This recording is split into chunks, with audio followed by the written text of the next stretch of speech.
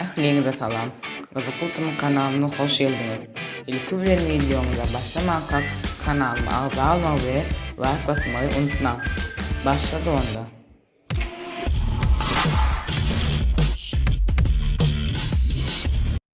Bugünkü videomda size bir VPN göstereceğim.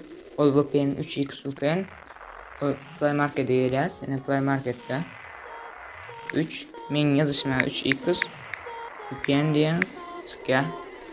Скачать diyeniz. Ondan sonra gireceğiz içine. Limon kırat çıkıyor. Yani reklamlasına gireceğiz. Böyle kanalın yerine basıyorsunuz. Böyle aynen biraz başlayalım.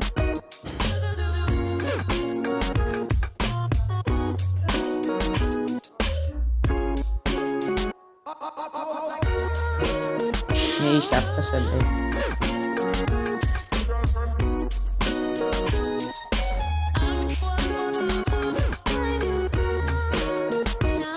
İşte arkadaşlar.